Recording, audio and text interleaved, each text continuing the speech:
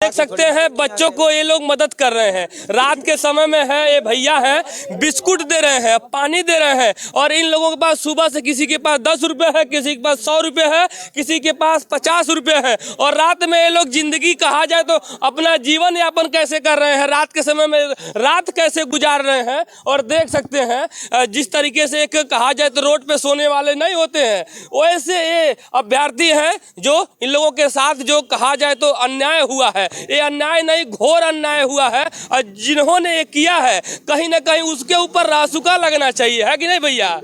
और उसके ऊपर कम से कम एक व्यक्ति के बात नहीं है, एक अभ्यर्थी, 2 अभ्यर्थी, 100 अभ्यर्थी की बात नहीं है, ये लगभग 60,000 अभ्यर्थियों की बात है। अगर एक अभ्यर्थी अगर पुलिस हो जाता तो शायद उसके घर में 10 परिवार होता है, उस परिवार को संभाल लेता और आने वाली पीढ़ी 1-2 पीढ़ी भी सुधार लेता। कहीं ना कहीं आप लोगों के साथ बहुत बड़ा अन्याय हुआ है सर। हमारे साथ जो हुआ है और 50 लाख लगभग है, तो 50 लाख लड़कों के साथ हुआ। अगर उनके जोड़ा जाए तो 5 सदस्य होते हैं, तो लगभग 2.5 करोड़ लोगों के साथ ही अन्याय हो रहा है ना सर।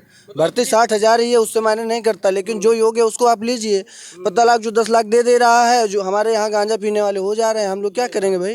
गांजा पीने वाले पैसा मतलब वो दे रहे हैं। 10 लाख दे दिए सर, उनको पेपर मिल गया है सर, उनको हो जा रहा है। बम्बई कल्याण कमाने वाले सर, भैंस चराने वाले इसमें हो जाएंगे पैसा। जिस प्रकार से इसमें धांधली हुई है, वो वहाँ से यही उम्मीद लेके आए हैं कि हमारा हो जाएगा। वो 600-700 किलोमीटर बंगलौर में रहते थे, मद्रास में रहते थे, कोई कहीं रहता तो वहाँ से आए यही उम्मीद में कि हमारा पेपर तो लीक ही होगा। उनको भी मालूम था, इसी उम्मीद में आए थे कि हमारा हो जाएगा इसमें। मतलब कितना टाइम हो गया, ये टाइम हो गया। देखिए ये टाइम देख सकते हैं आप।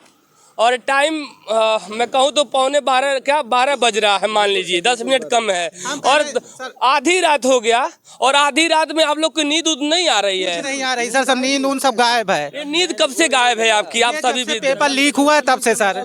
रात को भी नहीं सोते हैं, दिन को भी नहीं सोते सर। हमेशा यही टेंशन सताए रहती है कि इसका परिणाम क्या होगा, कुछ समझ में नहीं आ रहा है। कहा जाए तो बहुत दुख है, बहुत दुख है सर। मतलब कहा जाए तो जिस तरीके से कि विधवा नहीं हो जाती है उसका कोई नहीं होता है। आज ये 60,000 अभ्यर्थी जो हैं ये लोग विधवा हो गए हैं। थोड़ा सा इधर आने का प्रयास करिए, मैं दिखाने का प्रयास, इधर आइए, इधर आइए। आयोग से यही कह रहे हैं, अगर उसका खजाना खाली हो रहा है प्रशासनिक सेवा करने में, तो हम कह रहे हैं फिर से वो फॉर्म भराने के 1-1 हजार रुपए ले, सारे बच्चे देने के लिए तैयार है। अगर उसका खजाना खाली हो रहा है राज्य सरकार का या आयोग का जो भी पेपर करा रहा है, अब गेहूं बेच के पैसा देंगे, हम किसी भी तरीके से देंगे। इसका एग्जाम हम फिर से फीस देंगे, चाहे 1,000 लगे। सरकार को गारंटी देनी होगी कि इस बार पेपर नहीं लीक होगा। हमें क्या पता है इस बार मान लीजिए जो लीक किए हैं आप पेपर रद्द कर दें, पेपर फिर से करवाएं।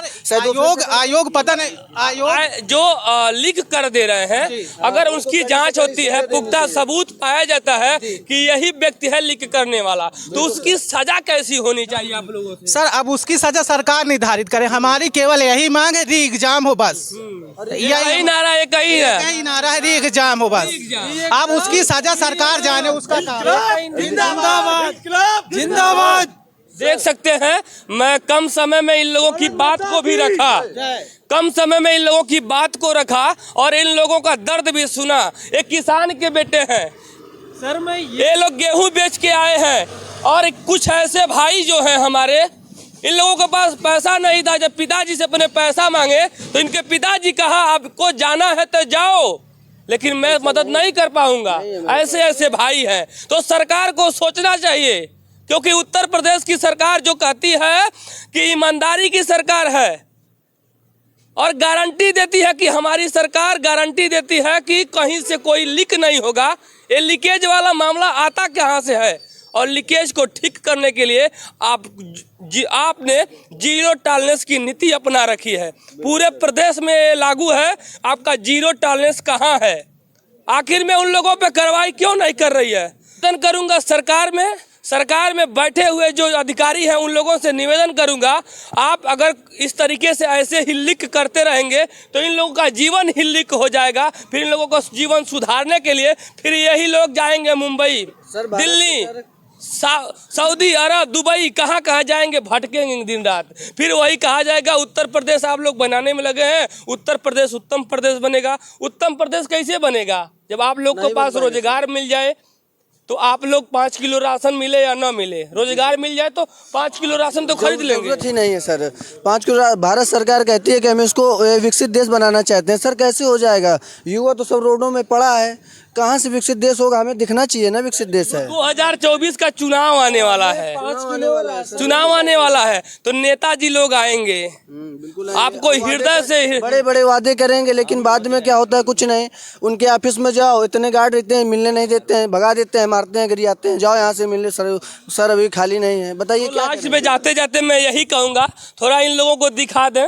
अब ये लोग फिर सुबह उठेंगे तो आप लोग फिर सुबह उठेंगे भैया? भैया जरूर उठेंगे, जब तक लड़ेंगे, जब तक हमारी मांग पूरी नहीं होगी। मतलब ऐसे ही सोते रहेंगे और लड़ते रहेंगे, आप लोग मदद करते रहेंगे, बिस्किट खाते रहेंगे और बस लड़ते रहेंगे। कहा जाए तो कुछ ऐसे समाज सेवी हैं जो आप लोगों को मदद कर रहे हैं, रात में आपको दुख जान रहे हैं कि बिस्कुट ला रहे हैं, लेकिन जिसको आपने ये सोच के वोट दिया था कि हमारा भविष्य बदलेगा, वो लोग आए आपका मदद से हाल चाल लेने के लिए? कुछ नहीं भैया, हाल चाल लेने आए हैं, अब देखो क्या होता है। जब तक लेकिन लड़ेंगे तब तक, जब तक हमारे साथ न्याय नहीं होगा न्याय नहीं होगा तब तक लड़ेंगे, यहीं पढ़ेंगे, यहीं खाएंगे। बस भूख हड़ताल भी कर देंगे। भूख हड़ताल क्या, भूखी हड़ताल है, जब खाना मिलेगा जितना खा लेंगे, नहीं मिलेगा बस भूख हड़ताल चल ही रही है। तो देखिए ये लोग कह रहे हैं जब तक न्याय नहीं मिलेगा हम लोग ऐसे सोते रहेंगे रोड पे इको गार्डन के सामने, और ऐसे ही हम अपनी मांग को मांगते रहेंगे। फिलहाल हम सरकार से हाथ जोड़ के विनती है, आ दीजिए, री एग्जाम कराइए, फिर से आप परीक्षा कराइए और इन लोगों का भविष्य उज्जवल हो और आने वाले समय में भी ये भी अपना सपना देख सकें, क्योंकि ये लोग किसान के बच्चे हैं। जब किसान का बच्चा पीड़ित होगा और किसान एक तरफ बॉर्डर पे है और एक किसान का बेटा लखनऊ में धरना दे रहा है, कहीं ना कहीं ये दोनों कहा जाए तो बेटा और बाप दोनों तरफ रहे हैं। और उत्तर प्रदेश की सरकार और दिल्ली की सरकार को सोचना चाहिए। फिलहाल आप लोग क्या सोचते हैं कमेंट करके बताइए, और आधी रात को इन लोगों का दुख और दर्द दिखाने के लिए मैं भी आया हूं, तो आप लोग भी इन खबरों को देखकर क्या सोचते हैं कमेंट करके बताइए। जय हिंद, जय भारत।